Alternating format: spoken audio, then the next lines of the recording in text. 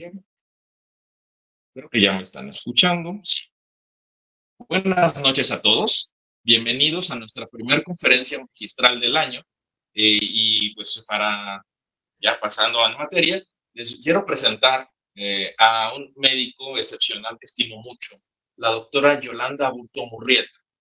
La doctora Yolanda Aburto, ella hizo medicina en LUPAEP, en Puebla. Ella es egresada del Instituto de Neurología, allí donde hizo la especialidad en neurología, el curso de posgrado de alta especialidad en enfermedad vascular cerebral y la subespecialidad en terapia endovascular cerebral. Y además, ella es titular del curso de especialidad de terapia endovascular neurológica del Instituto Nacional de Neurología, además de desempeñarse en el Centro Neurológico del Centro Médico ABC. Doctora Yolanda Aburto, muchas gracias por aceptar la invitación y pues bienvenida. Te dejo la palabra y adelante. Muchas gracias por la invitación. Me pidieron compartir con ustedes este tema. Vamos a hablar en la siguiente hora sobre la evolución del tratamiento intervencionista del ictus isquémico. Es una charla muy amena que vamos a ir paso a paso desde los principios, desde los inicios de la intervención en el manejo del infarto cerebral, y esta es nuestra agenda. Vamos a tocar diferentes aspectos de la neurointervención y quisiera iniciar por este pronunciamiento, que es muy importante que nosotros definamos que toda nuestra práctica clínica moderna está establecido actualmente sobre paradigmas y todas las tomas de decisiones clínicas está basada en algo súper importante que es la evidencia clínica y sobre todo, especialmente en el tratamiento del ictus isquémico hiperagudo. Vamos a hablar desde los inicios de la neurointervención en el ictus isquémico, desde estos estudios que se publicaron antes del 2015, que fueron un tanto frustrantes para el tema de el tratamiento neurointervencionista del infarto cerebral.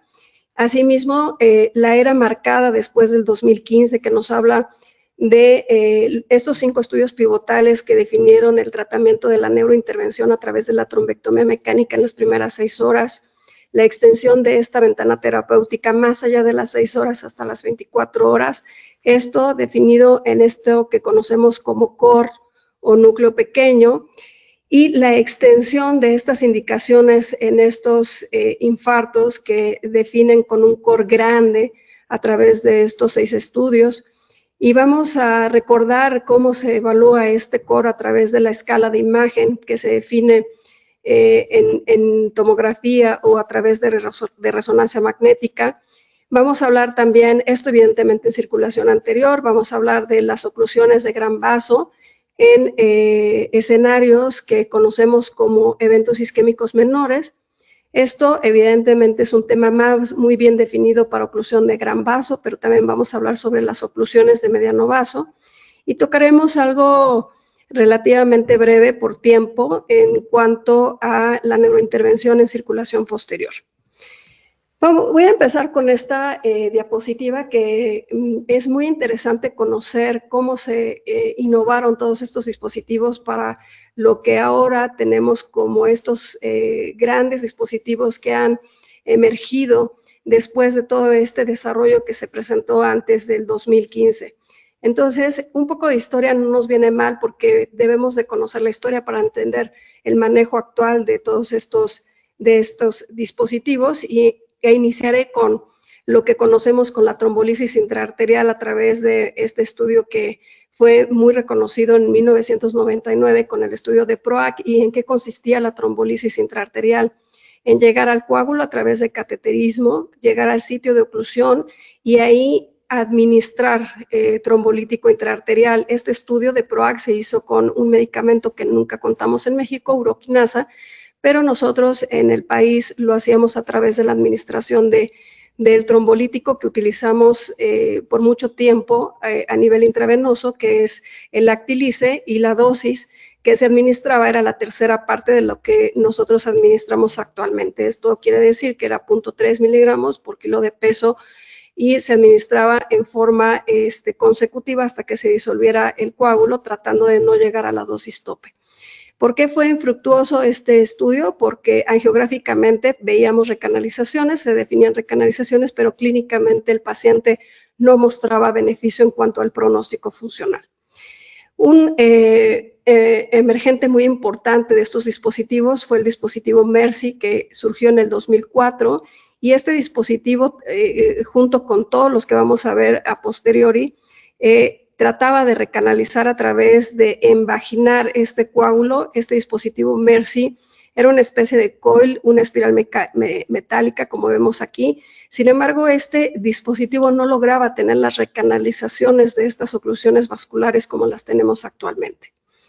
El sistema que tenemos actualmente de aspiración emerge desde el 2009, súper interesante. Sin embargo, este dispositivo que emergió en esta fecha no tenía resultados tan fructíferos como los que tenemos ahora, porque el diámetro interno de estos dispositivos era muy pequeño y realmente pues no aspiraba a gran cosa de coágulo, ¿no?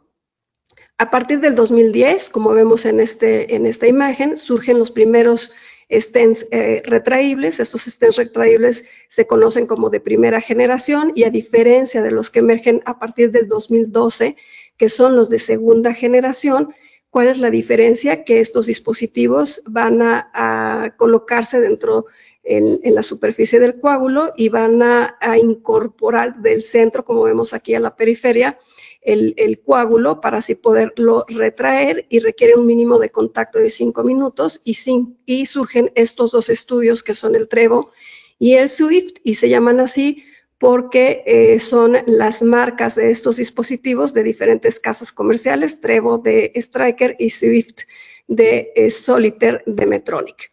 Y entonces estos dos dispositivos se comparan en forma retrospectiva, histórica, con este dispositivo Mercy, y evidentemente pues lo que se define con estos dos dispositivos es que generaron una gran recanalización vascular de los vasos ocluidos sin precedente, y por lo que estos dispositivos son muy prometedores, como lo sabemos, con resultados positivos de los estudios que vamos a ver más adelante, generando pues un gran avance en el manejo de la neurointervención de la trombectomía mecánica en el infarto cerebral.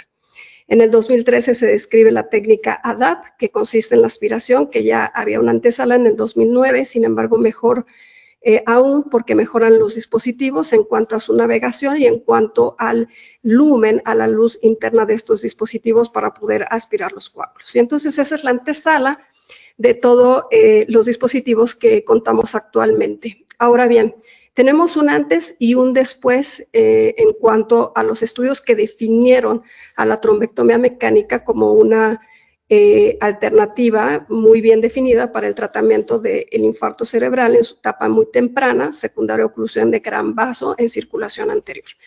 ¿Qué pasa en el 2013 con estos tres estudios? Vamos a definir diferencias muy claras que hacen una clara diferencia entre el 2013 y el 2015. Para empezar, la selección de los pacientes solamente se contaba con tomografía simple, como vemos aquí.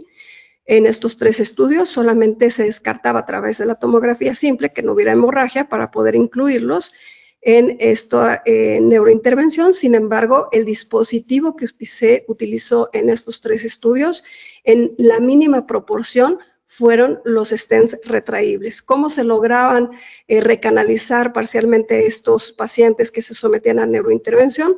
A través de trombolisis intraarterial, que sabemos que tiene un resultado muy limitado en la recanalización, angioplastía con balón.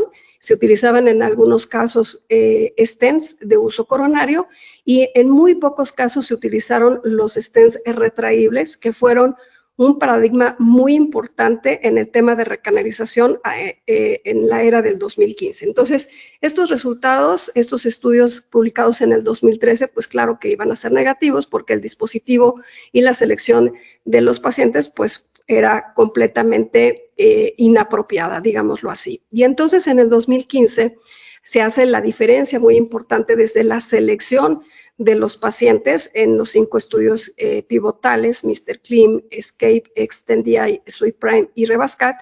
Se define en primer lugar a través de la angiotomografía que estos pacientes tuvieran oclusión de gran vaso. Esto se define oclusión de la carótida interna, oclusión de la arteria cerebral media en su primer segmento. Asimismo, a través de estos estudios de selección, en algunos de ellos se definía la perfusión por tomografía, como vemos en el Mr. Clean en el 65%. En algunos de ellos era aún más estricta la selección de los pacientes con imagen por resonancia magnética, y en todos de ellos se sometieron a el procedimiento de neurointervención con los stents retraíbles, lo cual generaba que en el 58% de los pacientes que se sometieron a trombectomía mecánica se lograba una recanalización o reperfusión. Esto, evidentemente, fueran los porcentajes que nunca se habían visto antes en ningún estudio en cuanto a la apertura del vaso ocluido, apertura de vaso ocluido conocido como gran vaso, y esto evidentemente impactaba en el pronóstico funcional. De tal manera que en forma comparativa en estos 5 estudios pivotales se definía que los pacientes que tenían estas características de selección, pero que además se sometían a trombectomía mecánica con estos dispositivos stents retraíbles, tenían un 33% de probabilidad de tener un pronóstico funcional favorable contra el tratamiento médico del 19%. Ahora, por supuesto, tenemos porcentajes de recanalización mucho más altos que los que se reportaron en el 2015, y esto tiene que ver con el continuo avance en la innovación de estos dispositivos que tienen el objetivo esencial de recanalizar el vaso. Entonces, con estos 5 estudios pivotales se definió que se requerían de 3 a 7 pacientes para que uno de ellos lograra tener un pronóstico funcional con independencia funcional evaluado a través de la escala de Rankin con un puntaje de 0 a 2 para que fuera entonces una técnica pues benéfica. Y entonces surge a través de estos 5 estudios pivotales la inclusión en las guías de manejo publicadas en el 2019 en pacientes con oclusión de gran vaso en una ventana temprana que se define dentro de las primeras 6 horas para pacientes con oclusión de gran vaso, cumpliendo los siguientes criterios: que el estado funcional estuviera dentro de un ranking de 0 a 1, que la oclusión evidentemente fuera de gran vaso, que fueran mayor de 18 años, que el puntaje de evaluación clínico a través de la aplicación de esta escala de NIH fuera mayor a 6 puntos o igual a 6 puntos, que el ASPEX, que lo vamos a ver más adelante a detalle, fuera mayor o igual a 6 puntos, y que el tratamiento de la neurointervención se iniciará dentro de las primeras 6 horas del inicio de los síntomas a la punción arterial. Y entonces esto define que en forma global de 3 a 7 pacientes es el número necesario a tratar, y en forma promedio se dice que es 2.6 pacientes, cumpliendo todos los criterios que acabamos de mencionar. ¿Y qué es esto de la escala de ASPEX? Vamos a recordar, es importante recordar estos términos para que nos quede claro la siguiente información. Esto es para definir la severidad por imagen de oclusión de gran vaso en circulación anterior, y tenemos que hacerla ya sea por tomografía o a través de la resonancia magnética en secuencia de difusión. Y entonces el puntaje normal es de 10 puntos, y entre más bajo es el puntaje, estamos hablando de mayor severidad por imagen del evento isquémico hiperagudo. Y entonces, en el primer corte, que es a nivel de los núcleos grises centrales, vamos a definir 7 puntos que básicamente son definidos por el territorio proximal de la circulación de la arteria cerebral media. ¿Cuáles son estos 7 puntos? El núcleo caudado, el núcleo lenticular, el brazo posterior de la cápsula interna, la ínsula, y los 3 territorios proximales de la circulación de la arteria cerebral media. Y un nivel más arriba, en un corte más arriba, los 3 territorios distales, corticales, del territorio de la arteria cerebral media. Cada territorio que nosotros veamos hipodenso o hipointenso en la difusión, hiperintenso en la difusión, entonces le restaremos a ese puntaje muy normal de 10 cada punto, y así estableceremos el puntaje de ASPEX. Todo tiene un porqué en cuanto a los criterios de selección y por imagen vamos a definir que por qué se estableció un puntaje de aspects de 6 en el punto de corte o más a 6. Porque en el pool de análisis de estos 5 estudios pivotales, la selección por imagen, en promedio, como nosotros vemos en este renglón, era muy bueno, o sea, eran pacientes que realmente tenían muy poca lesión, que eran muy buenos candidatos, que tenían puntajes, en el mejor de los casos en promedio de 8, pero en el Extend-DI teníamos puntaje de aspect de 9, y en el REDVASCAT de 7. Y entonces, en el pool de análisis de este Flores plot, vemos que evidentemente los que tenían un beneficio clínico a favor de la intervención iba desde el puntaje por arriba de 6. Y entonces, evidentemente, entre más alto el puntaje, pues mayor probabilidad de tener un pronóstico clínico favorable. Entonces, cuando teníamos un aspect de 9 a 10, teníamos la probabilidad de 2.6 veces más de tener un mejor pronóstico funcional. Cuando teníamos un puntaje entre 6 y 8, 2.3. Realmente muy bueno este pronóstico funcional. Y entonces se definió que un aspect que realmente no tenía un impacto en el pronóstico funcional, a pesar de que tuviera una recanalización exitosa, iba en el puntaje de 5 hacia abajo, que esto se define como un core grande, y por arriba de 6 es un core pequeño o un núcleo pequeño, que vamos a ver qué es esto más adelante. Y entonces, esto es en el 2015, ventana terapéutica dentro de las primeras 6 horas. A partir de más allá de las 6 horas se considera la ventana tardía, y de acuerdo a los criterios de Dunn y de Diffuse se establecen criterios de inclusión que tienen que ver con la medición del core, que es el tejido que no se recupera, y que este se determina a través de imágenes de perfusión, ya sea por tomografía o a través de la difusión por resonancia magnética. Y de acuerdo al estudio Dunn, dentro de las primeras 16 a 24 horas, tenía que tener un límite de core de 50 ml y de diffuse de 70 ml a través de estas secuencias de imagen que nos definen este núcleo o core de este límite de volumen. Y entonces, si nosotros vemos un poco más a detalle los criterios de Dunn se van a estratificar por edad, por NIH, que nos habla de la severidad clínica, pero en términos generales podemos decir que el límite, independientemente de la edad y del NIH, para no hacernos bolas y sacar de pronto, si tiene un NIH más de 10, pero la edad menos de 80, y etcétera, es el corte por debajo de 50. Y en estos estudios se definió que bajo estos criterios de selección en ventana tardía, ya sea diffuse hasta de 6 a 16 horas o Dunn hasta las primeras 24 horas, la intervención de trombectomía mecánica pues era más probable de tener un pronóstico funcional con independencia funcional que el tratamiento médico. Vamos a definir qué es esto del core y qué es esto de penumbra para que nos queden bien estos conceptos claros. Una vez que nosotros tenemos una oclusión a nivel intracraneal, tenemos que hay un bloqueo del flujo sanguíneo en forma anterógrada a este sitio de oclusión, como lo estoy mostrando aquí en esta angiografía, y esto genera una reducción del flujo sanguíneo cerebral. El flujo sanguíneo cerebral normal se sitúa entre 50 mililitros por 100 gramos por minuto, y conforme se reduce este flujo sanguíneo cerebral, se van a presentar diferentes estadios en el tejido que van a ser potencialmente recuperables o no recuperables. Y entonces, si tenemos una reducción del flujo que nos permite un tejido recuperable, vamos a tener penumbra, y si no tenemos este tejido, y si tenemos este flujo lo suficientemente bajo, en términos de 10, vamos a tener un core que va a ser definido como un tejido no recuperable. Y entonces nos vamos a ir hasta las épocas del 2003, en donde se definían estos dos conceptos, que vamos a ver que esto ha cambiado un poquito.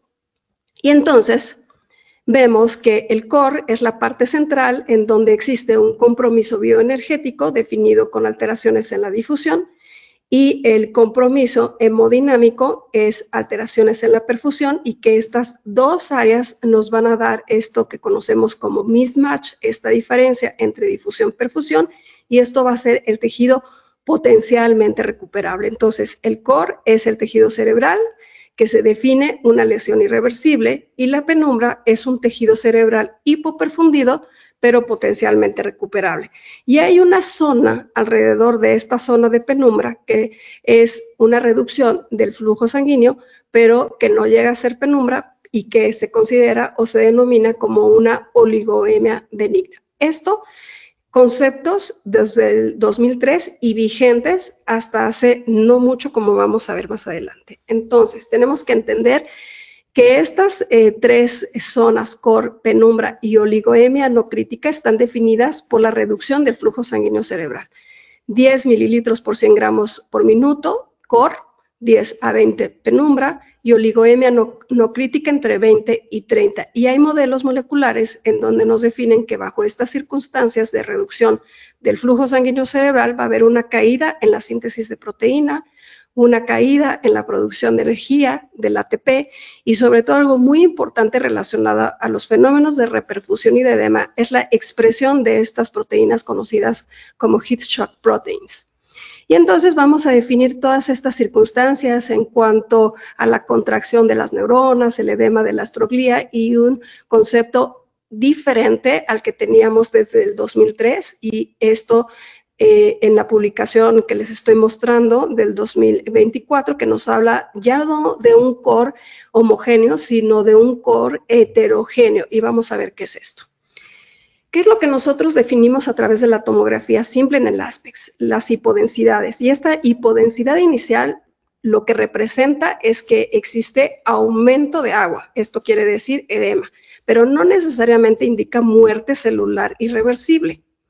En la difusión, como vemos en la segunda imagen, la difusión, esta restricción a la difusión puede aparecer en isquemia severa, pero no representa muerte neuronal irreversible, sino puede ser una mezcla de citotoxicidad inicial, como les decía, una hinchazón astrocitaria edema de la astroglía secundaria a esta contracción neuronal, una reducción energética reversible, y que muchas veces estas lesiones en la difusión, hasta en una cuarta parte de los pacientes, puede llegar a ser reversible. Por otro lado, la perfusión por tomografía, que define que hay una reducción en el flujo sanguíneo cerebral cuando tenemos estas alteraciones en la perfusión menos del 30%. Esta alteración en la perfusión se basa en estudios de validación, pero de la resonancia, en la difusión, no en histología. Y por eso, en tiempos muy tempranos de la oclusión de un gran vaso o del ictus hiperisquémico, puede sobreestimar las alteraciones de la perfusión en tomografía, y esto se considera como core o núcleo fantasma, y de ahí entonces que nos puede permitir un pronóstico relativo, pero no predice en forma absoluta que esto sea irreversible. Ahora bien, un concepto aún más interesante. Sabemos que hay zonas en el cerebro que son mucho más sensibles a la hipoxia que otras, y una zona muy sensible a la hipoxia es la corteza. Las neuronas son muy vulnerables, a diferencia de la sustancia blanca. La sustancia blanca es menos sensible. ¿Por qué? Porque los astrocitos son más resistentes, y entonces vemos frecuentemente en estos pacientes que vemos la corteza alterada, pero no vemos la sustancia blanca, y entonces esto nos habla de que no hay un core homogéneo. Hay un core heterogéneo, y entonces en estas zonas vamos a ver áreas necróticas que están mezcladas con áreas que tienen un daño pero que es reversible, y que muchas de ellas son zonas de edema glial.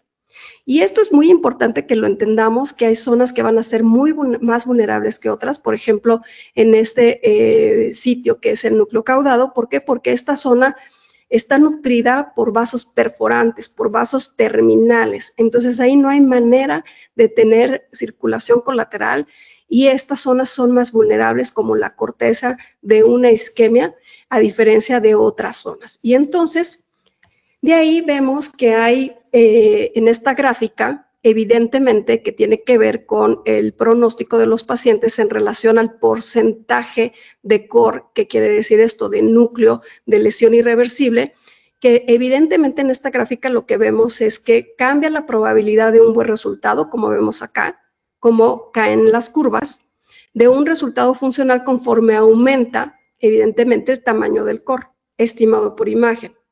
El pronóstico cae a medida que el core es grande. La curva de trombectomía se mantiene por encima siempre del tratamiento médico y esto significa que el beneficio de la reperfusión persiste, como vamos a ver en los siguientes estudios, persiste incluso en infartos considerados como núcleo grande. Esta zona sombreada que vemos aquí es el efecto real del tratamiento. El beneficio, como vemos aquí, no desaparece, persiste porque el core que vemos en las imágenes no refleja la verdadera viabilidad celular. Este es un gap, es un puente, es una brecha entre lo que creemos muerto por imagen y lo que realmente puede mejorar con la perfusión. Y entonces esto es la explicación de por qué la trombectomía tiene beneficio en estos pacientes, tanto los que tienen core pequeño como core grande, que son los núcleos grandes. ¿Y de qué depende que tengamos un core pequeño o un core grande? De esto que es flujo alterno, cuando tenemos un bloqueo de la circulación, como lo represento aquí en esta flecha anterógrado, vamos a tener un core y este core va a estar limitado por un flujo colateral retrógrado alterno. Y este flujo colateral retrógrado alterno nos limita el core con esta zona amplia de penumbra de tejido potencialmente recuperable. Un core extenso va a ser un core grande con una penumbra pequeña por una colateralidad que no sustituye el flujo anterógrado bloqueado porque está muy limitado este flujo colateral. Entonces tenemos pacientes con cores pequeños, con cores grandes y estos son los conocidos como los aceleradores rápidos independientemente del tiempo que tengamos de la oclusión. Puede haber estos cores grandes aún en ventanas muy tempranas, es decir, 2 horas, 3 horas, pueden tener lesiones muy extensas. Y esto es básicamente por no tener flujo sanguíneo colateral. 20% de los pacientes con oclusión de gran vaso en circulación anterior van a tener core grande. ¿Y cómo lo vamos a definir el core grande o core extenso? A través de la tomografía simple o a través de la difusión por resonancia con un aspects que va a ir de 5 hacia abajo. O bien a través de la perfusión con estos ml de alteración en la perfusión entre 50 y 70. Entonces, 20% de los pacientes con oclusión de gran vaso van a ser aceleradores rápidos, es decir, cores extensos, lesiones extensas. Pero algo súper interesante, regresemos otra vez al estudio colaborativo Hermes. ¿Cómo se comportaron estos pacientes con aspects de 0 a 5 que se sometieron a trombectomía mecánica versus los pacientes que se sometieron a tratamiento médico? 31% de los pacientes que tenían aspects entre 3 y 5 o bien cores por arriba de 70, entre 50 y 70, ya habíamos mencionado, tuvieron 30% de pacientes con pronóstico funcional bueno contra el 16% en el tratamiento médico. Entonces, aún estos pacientes con core extenso o core grande se beneficiaron de la trombectomía mecánica y la explicación es porque el core es una zona heterogénea, no es una zona homogénea. Y entonces surgen estos estudios pivotales que nos hablan del core extenso. ¿Cuáles son? El primero que surge es Rescue Japan, SELECT2, Angel Aspects, Tension, LASTE y Tesla. ¿Y qué trataban de demostrar estos estudios con core extenso? La eficacia de la trombectomía mecánica versus el tratamiento médico en cuanto a pronóstico funcional evaluado en la escala de Rankin con 0 a 2, pero sobre todo algo súper importante es la seguridad evaluada a través de la presencia sintomática de hemorragia intracerebral por tomografía o por resonancia dentro de las primeras 24 horas. ¿Qué pasa cuando vemos estos cores extensos? Que el miedo que más tenemos es que una vez haciendo la trombectomía, sangre. Ese es el temor más grande que los neurointervencionistas tenemos de someter a pacientes a trombectomía mecánica con core extenso. Este es el panorama de los 6 estudios de core grande. Son 2 brazos de tratamiento, trombectomía en todos ellos versus tratamiento médico. La mayoría de ellos entre la 6ª a la 7ª década de la vida. Vean la severidad en cuanto a la evolución del NIH, por arriba de 15 puntos. Entonces nos habla que clínicamente sí traduce un core más extenso. Algunos en el 20 hasta el 35% de los pacientes se sometieron a trombolisis intravenosa. La mayoría de ellos eran hombres. Y en cuanto a la oclusión de estos pacientes, todos con oclusión de gran vaso, en su mayoría, como vemos en los 6 estudios, oclusión de arteria cerebral media, seguido de carótida, y en algunos de ellos, en muy poco porcentaje, pero sí presente, oclusión del segmento M2 en la rama dominante. Y entonces vamos a ver cómo se comportaron los aspects en cada uno de estos estudios que definen la utilidad de la trombectomía mecánica en core extenso. Vemos que si bien son cores bajos, no son tan bajos como el super core de extenso de 0 a 2. Vemos Rescue y Angel aspects, tienen una mediana de aspects de 3 en los 2 brazos, tanto Rescue como Angel aspect. Select y Tesla de 4, y ya vienen los aspects más bajitos. Tension ya empieza a involucrar los aspects súper bajos de 12% para el grupo de trombectomía y 18% para el grupo de tratamiento médico, pero sin lugar a dudas el que involucra o el que incluye más pacientes con un aspect súper bajo es LASTE en el 50% en el grupo de trombectomía y 58% en el grupo del tratamiento médico. Y entonces vamos a ver cómo se evaluaron por técnicas de imagen. Rescue Japan, 86% por resonancia magnética. Dentro de las primeras 6 horas se incluyeron en el 75% de los pacientes ventana temprana, core extenso, ventana temprana. Select 2 se incluyeron por tomografía por perfusión y tomografía simple en el 98% de los pacientes. 72% de los pacientes se incluyeron dentro de las primeras 6 horas. Angel Aspects, más de 6 horas, esta es una ventana tardía. Tension, 82% de los pacientes con tomografía simple. Súper importante definir que el promedio de los pacientes del tiempo de evolución se incluyeron en las primeras 2 horas del inicio de los síntomas y que la trombectomía mecánica se inició dentro de las 4 primeras horas en la punción. LASTE, se incluyeron pacientes en el 84% con resonancia magnética y solamente Tesla se realizó en el 100% tomografía simple, que esto pues podríamos aplicarlo al mundo real de nuestro país, en donde en muchos centros no tenemos perfusión ni resonancia, solamente tomografía, y bajo estos criterios podríamos incluir los estudios, el estudio de Tesla, ¿no? Los criterios de Tesla. Y entonces, en cuanto al pronóstico clínico, vemos en todas estas barras que el pronóstico clínico funcional a 90 días con un pronóstico muy bueno de 0 a 2 y de 0 a 3 con independencia funcional fue mucho más frecuente en el grupo de trombectomía mecánica, como vemos aquí en estas barras, en todos los 6 estudios. Y como les mencionaba, si bien un temor que tenemos al realizar trombectomías mecánicas en core extenso es la presencia de hemorragia intracraneal sintomática, ciertamente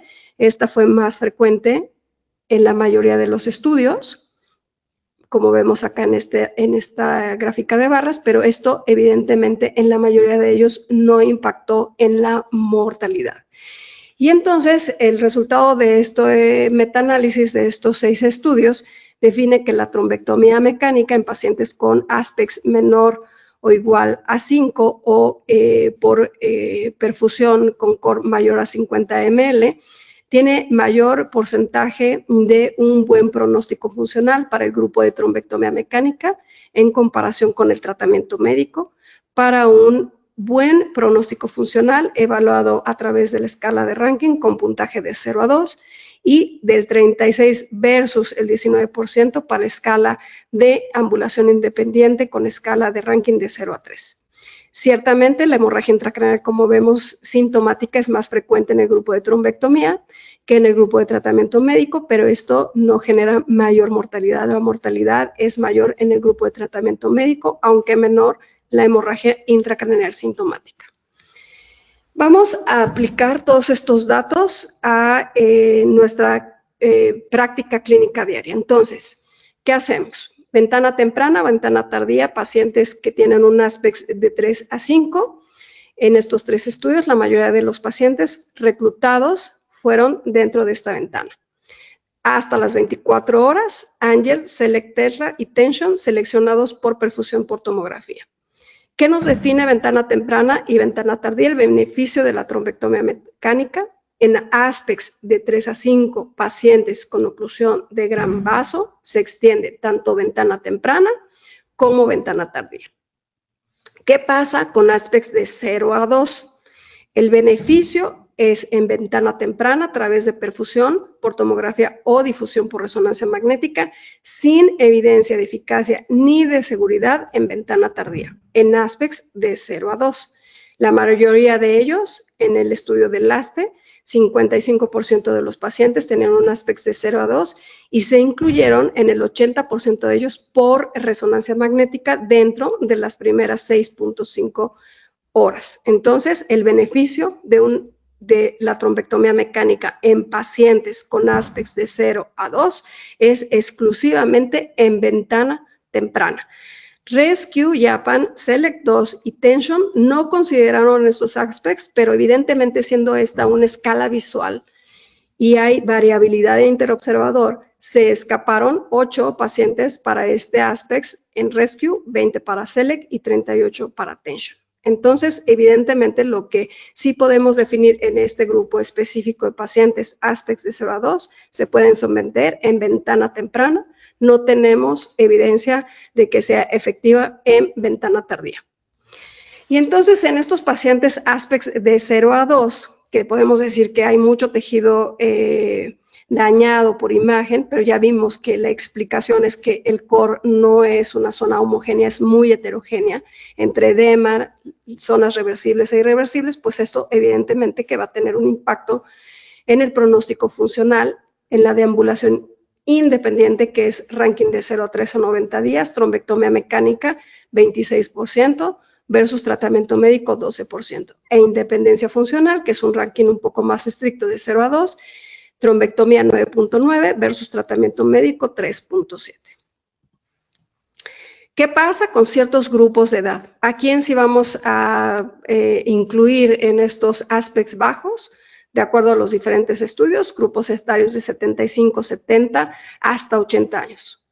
Limitación en los pacientes por arriba de los 80, 90 años. Hay una falta de evidencia sólida en este grupo de pacientes, por lo que hay que tomar muy en consideración estos datos para poder incluir a estos pacientes de core extenso, ASPEX bajo. Ahora bien, lo que no queremos en estos pacientes es que estén, que sobrevivan, pero que tengan una gran dependencia funcional. ¿Y qué sucede con estos pacientes a largo plazo? Es decir, al año. Y estas son 2 tablas que nos definen cómo se mueven a través del tiempo estos rankings. Si bien en el grupo endovascular vemos que la mortalidad sí se incrementa al año, pero que evidentemente el ranking 5 y el ranking 4 bajan en porcentajes de 12, el ranking 5 durante los 3 primeros meses baja a 7 al año, de 19 de ranking 4 baja a 14% al año, y los rankings de 1, 2 y 3 se incrementan al año. Entonces, esto evidentemente es mucho más importante en el tratamiento de trombectomía que en el tratamiento médico, y en conclusión, con esto podemos decir que existe un incremento absoluto del 16% en la proporción de pacientes con independencia funcional a 12 meses, es decir, al año. Esto en términos de número necesario tratar, que de 6 que tienen dependencia funcional, al año 1 va a lograr brincar a ese ranking con independencia funcional. Este pronóstico a largo plazo, evaluado a través de esta tabla de sobrevida de 12 meses, a través del hazard ratio, en cuanto a la comparación del tratamiento médico en esta línea roja versus en línea azul, vemos que el hazard ratio es del 0.70 y esto, ¿cómo lo interpretamos? Quiere decir que hay una reducción del 30% en el riesgo de muerte en el grupo de trombectomía versus tratamiento médico. Al año, la supervivencia en el grupo de trombectomía mecánica llega a ser del 70% y de tratamiento médico del 50%. ¿Qué podemos concluir? Que la supervivencia global fue significativamente mayor en el grupo de neurointervención, que hay mayor independencia funcional y hay menor mortalidad o dependencia severa a 12 meses. Los resultados, como vemos acá, pues son estadísticamente significativos en todos los desenlaces funcionales. Ahora bien, todo esto estadístico y tal, sí o sí tiene que ir acompañado del factor más importante angiográfico en el pronóstico funcional. Y este factor angiográfico es la recanalización exitosa. ¿Qué es esto de la recanalización exitosa? Una vez que nosotros recanalizamos el vaso, en este punto está ocluido, tenemos que lograr estos resultados angiográficos que son la recanalización completa o casi completa, que es más allá del 90% del todo el territorio que previamente estaba ocluido. Y esto se define como recanalización exitosa, evaluada a través de estas escalas angiográficas que conocemos como el TISI, TISI-3 100%, TISI-2B más del 90%, independientemente del número de intentos que nosotros hagamos para jalar ese coágulo, para recanalizar ese vaso. Si bien es importante el tiempo, aquí en esta tabla definimos que por cada 30 minutos en el retardo se va a incrementar la mortalidad y va a reducirse el pronóstico funcional favorable. Entonces, como siempre yo les digo en la sala a los residentes y yo misma, esto es bien y rápido, el primer intento. Y el efecto del primer intento se conoce como el efecto del primer paso. Y el efecto del primer paso es una métrica que nosotros siempre tenemos que tener en mente una vez que sometemos a estos pacientes a la neurointervención y requiere de 3 aspectos. Primero, que el primer intento sea el efectivo con el uso de una técnica, de un dispositivo, la suma de 2 dispositivos, pero en un intento. Que la recanalización sea exitosa, evidentemente la revascularización completa del territorio ocluido con el flujo anterógrado, que ya vimos que esos son los TISI exitosos o de recanalización exitosa, pero que no le sumemos ningún procedimiento adicional, como por ejemplo administrar trombolítico intraarterial, sumarle por ejemplo un balón, etcétera. O sea, tiene que ser estas características del efecto del primer paso. ¿Y cómo impacta en el pronóstico funcional el efecto del primer paso? Los pacientes que tengan una recanalización exitosa en un primer paso tienen una probabilidad del 60% de tener un ranking funcional con independencia funcional de 0 a 2 versus el 35% que no tiene recanalización en un primer paso, sino en 2, 3 o 4 pases o hasta 5 pases. Otro aspecto importante que tenemos que considerar en la trombectomía es el tiempo. La interacción entre el efecto del primer paso y la duración del procedimiento demuestra que cuando la trombectomía se completa dentro de los primeros 30 minutos, los pacientes que logran este efecto de primer paso presentan una probabilidad del 11.5% mayor de tener un buen pronóstico funcional que aquellos que no se hacen en los 30 minutos, pero que además se hace no en el primer paso, sino 2, 3, etcétera.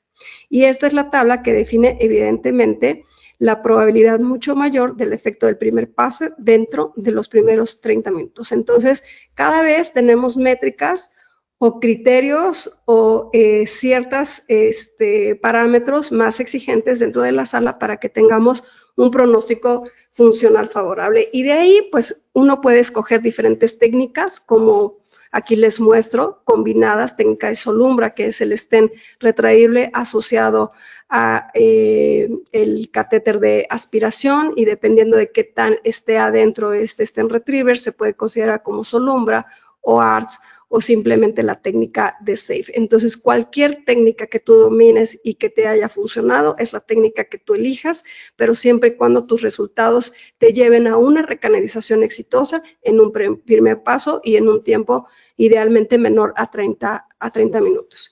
Y a lo largo del tiempo hemos tenido, para lograr todas estas exigencias en cuanto a las métricas de recanalización de rápido, bonito y bien, innovación de diferentes dispositivos y mejora de los diferentes dispositivos. Y este es un catéter de aspiración que, sin lugar a dudas, y créanme que no tengo ningún conflicto de interés con esta compañía, nunca me ha invitado a ningún lado y tampoco me da honorarios ni nada por el estilo por hablar de este dispositivo. Es un dispositivo que navega muy bien, es un dispositivo que aspira muy bien y, sin lugar a dudas, teniendo esto muy bueno, en el 2016 hubo mejoras de este dispositivo y esta es la evolución de este dispositivo que es de la familia que es ACE a lo que tenemos actualmente que es Red. Nosotros no vimos esto en México, pero también fue la evolución de esta tecnología que son los catéteres de aspiración, así como evolucionan las bombas de aspiración. Vean esto que es muy rudimentario en el 2008-2009 hasta esto que está pues muy tecnológico, ¿no? Y esta innovación de los dispositivos son buenos, pues llegan a ser aún más nuevos en las fechas actuales, y esto a través de la ingeniería que mejora la fricción, mejora las cubiertas, mejora la navegabilidad, la aspiración, que durante la aspiración no se colapse el dispositivo, que no se lastime durante anatomías tortuosas, etcétera. Y estos dispositivos de aspiración cada vez tienen un diámetro interno mucho más grande, con el objetivo de aspirar coágulos mucho más grandes, y obviamente vamos a elegir el diámetro del catéter de acuerdo a la arteria que va a estar involucrada en la oclusión, y entonces evidentemente vamos a elegir un catéter que todavía no tenemos estos 0.88, actualmente llegamos al 0.74, pero entiendan que empezamos en el 0.54, después 0.60, después 0.68 y ahora tenemos el 0.74, y esto lo único que traduce es que incrementa el diámetro interno de los catéteres para tener una mayor fuerza de succión, como vemos aquí, un mayor flujo de succión, pero a la vez también tener un control de flujo, y entonces al tener más superficie, pues aspiramos más coágulos dependiendo de la arteria en donde estemos. Es importante tener conocimientos de los lúmenes internos, tanto externos como internos, y esto traslaparlo a la anatomía y a las dimensiones de los diferentes segmentos arteriales que están involucrados. En mi opinión, este es el mejor dispositivo, pero hay otros que pueden ser también muy buenos, como el Vecta 74. Definitivamente a mí nunca me gustó el React, es un catéter muy duro, pero sin lugar a dudas el que ustedes se sientan cómodos y el que ustedes tengan experiencia, pues ese es el catéter que van a utilizar, ¿no?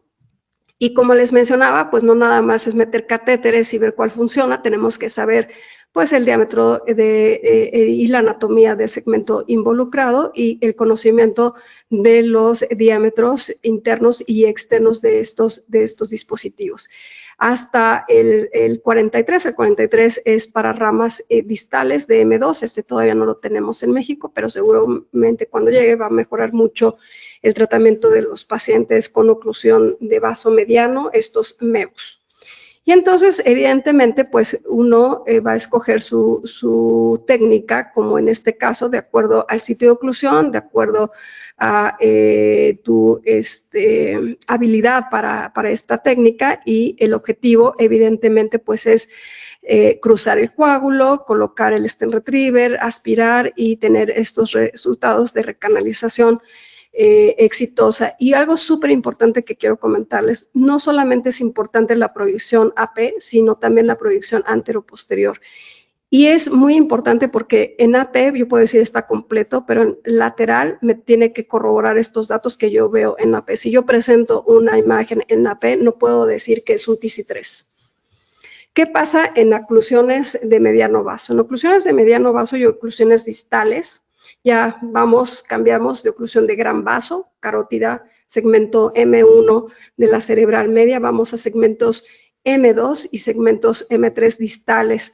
Estos son definidos como vemos y distales, y si bien las guías nos dicen que el beneficio evidentemente es incierto, el uso de la trombectomía con estos dispositivos puede ser razonable, pero con la selección cuidadosa de estos pacientes, en quien el tratamiento también debe ser iniciado dentro de las primeras 6 horas. Dos técnicas importantes que tenemos que definir. Tenemos los stents retraíbles, que son stents que pueden ir de 4 y de 3 milímetros, que son los mini stents retraíbles, que pueden ir solos o pueden ir combinados con estas catéteres de aspiración. Esta técnica combinada para estos segmentos se conoce como mini pinning technique, y entonces en forma comparativa con estas dos técnicas, cuál es mejor y cuál es más segura. Eso ya está definido. Y sobre todo, muy importante saber que estas arterias, a diferencia de las proximales, los segmentos M2, los segmentos M3 son tortuosos, que cuando ponemos estos dispositivos a la hora de retraerlos, los estiramos, los jalamos y esta tracción puede generar sangrados. Por eso, esta técnica es mucho más segura porque de alguna manera limita esta retracción o esta modificación de los vectores de los vasos por estar en el espacio subaracnoideo. Y entonces esto, como en cuanto a estas dos técnicas, ¿cuál es mejor para obtener una recanalización exitosa? Si mini pinning, que es la técnica combinada, contra solo el stent retriever. En favor, la técnica combinada en cuanto a la recanalización en el primer paso, y en cualquier el número de pases al final del procedimiento también tiene porcentajes más altos de recanalización exitosa la técnica combinada. Como les decía, la retracción y la modificación del vector de estas arterias con solo el stent es mucho más alta, lo cual puede generar hemorragia subaracnoidea o parenquimatosa, y por supuesto esto ya está muy bien avalado y probado que la técnica combinada tiene menores porcentajes de hemorragia subaracnoidea y de hemorragia intraparenquimatosa y de hemorragia sintomática. Entonces, si bien no hay una diferencia importante en cuanto a la P significativa, en cuanto a mortalidad y en cuanto a pronóstico funcional, la seguridad de una técnica combinada es mucho más importante para las oclusiones y la trombectomía mecánica en vasos medianos. Este es un ejemplo. Aquí tenemos que hay un segmento M2 ocluido. Acá está el punto de la oclusión. Este territorio está completamente ausente. Esta es una técnica combinada. Aquí está el stent retriever, aquí está el catéter de aspiración. Si bien fue muy en el punto en donde estaba la oclusión, no fue más allá para evitar riesgo de sangrado, porque este no es un 0,43, es un 0,68. Esta fue la recanalización. Y lo que yo les mencionaba, tenemos que tener AP. Lo veo muy bien, perfectamente bien recanalizado, y en lateral puedo detallar que en este punto hay un sitio de oclusión, y esto evidentemente no cambia una recanalización exitosa, es una recanalización exitosa 2C, pero evidentemente aquí sí podemos definir que aquí hay un punto en donde no hay flujo distal, a diferencia de la proyección AP. Entonces siempre tenemos que tener estas dos proyecciones. ¿Qué pasa en circulación posterior? En circulación posterior tenemos que la trombectomía mecánica, de acuerdo a estas guías, es moderadamente recomendada en pacientes dentro de las primeras 12 horas del inicio con estos criterios, y también moderadamente recomendada dentro de las primeras 12 a 24 horas. Tenemos dos estudios que avalan esto, el estudio Attention y el estudio Bauch, y tenemos las ventanas diferentes, Attention 0 a 12 y de 6 a 24, la población de acuerdo al NIH alto en Attention, y de acuerdo por imagen en PC Aspects mayor o igual a 6. ¿Qué nos dice el pronóstico en cuanto a la trombectomía versus el tratamiento médico? Que tiene una independencia funcional con deambulación independiente, grupo de trombectomía del 46% versus 23% del tratamiento médico, muy similar en el otro estudio. La mortalidad, 37% en el grupo de trombectomía versus 55% en el tratamiento médico, muy parecido al otro estudio, y el mensaje clave es que hay un beneficio pues muy claro. La trombectomía mecánica es muy superior al tratamiento médico. Este es un ejemplo de cómo la trombolisis intravenosa no generó nada de recanalización en esta oclusión de la arteria basilar, y este es el resultado en el primer pase con Solumbra dentro de los primeros 30 minutos. No siempre sucede así en el primer pase. Este es un intrahospitalario, paciente de 78 años, alteración súbita del estado de conciencia con tomografía normal, Aquí está el stent retriever, no logramos tener una recanalización en el primer pase, en el segundo pase con aspiración, este es el resultado.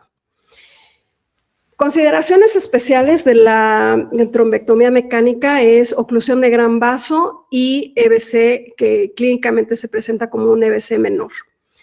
Hasta ahora, ningún estudio avala que se realice trombectomía mecánica en forma cotidiana, digámoslo así, porque de acuerdo a los estudios que tenemos hasta ahora, en forma comparativa, la trombectomía mecánica versus el mejor tratamiento médico no impacta en el pronóstico clínico. Incluso hay mayor riesgo de hemorragia intracerebral. No se respalda su uso rutinario, pero sí puede considerarse en casos especiales. Consideramos aspectos muy importantes en este grupo de pacientes. El 20% de los pacientes que tienen oclusión de gran vaso y NIH bajo pueden deteriorarse sin recanalización aguda. Y entonces podemos vigilarlos y en el momento que se deteriore justificar el procedimiento. Eso puede ser una alternativa. El término EBC menor puede ser engañoso en presencia de oclusión gran vaso porque esta circulación de anterógrada puede estar sustituida por este flujo colateral que ya vimos. 1 de cada 4 pacientes con oclusión de gran vaso y NIH bajo, tratado con tratamiento médico, no logra independencia funcional a 3 meses.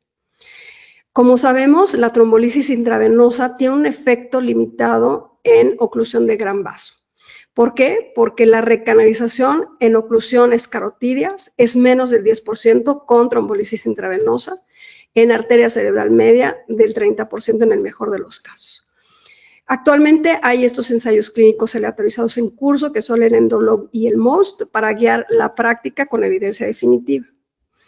Y ya creo que ya estoy en sobretiempo y lo que voy a concluir es que, como vemos, la imagen que tenemos actualmente, si bien ha generado definitivamente mucho avance en la inclusión de pacientes para trombectomía, no podemos ser tan pragmáticos porque no determina completamente la irreversibilidad del daño. Y esto se demuestra a través del beneficio de la trombectomía mecánica en pacientes con core grande. El tejido cerebral es más complejo, más heterogéneo, más recuperable de lo que lo sugieren actualmente estos mapas de core. Por eso la trombectomía en estos pacientes sigue ofreciendo un beneficio en comparación al tratamiento médico en escenarios considerados malos para la imagen. Entonces hay que tener mucho cuidado en excluir pacientes, no en incluirlos, sino más bien en excluirlos. Y con esto termino la charla. Muchas gracias y muchas gracias por la presentación, Carlos. Para mí es un privilegio iniciar esta nueva era de sesiones en esta nueva mesa directiva de AMEVAX. Muchas gracias por la invitación y estoy para resolver algunas dudas, no sé. Muchas gracias. Le agradecemos su brillante, excelente exposición a la doctora Aburto. Bueno, pues les agradezco mucho a todos su presencia y el día de mañana les va a llegar un mail con el diploma de asistencia. Muchas gracias por estar todos y que tengan una excelente noche. En la siguiente sesión va a ser en diciembre, no vamos a tener sesión por situaciones lógicas, es Navidad, Año Nuevo, etcétera, y ese así el último jueves del mes va a ser muy complejo. Nuestra siguiente sesión va a ser el último jueves de enero. Pues muchas gracias a todos y tengan una excelente noche.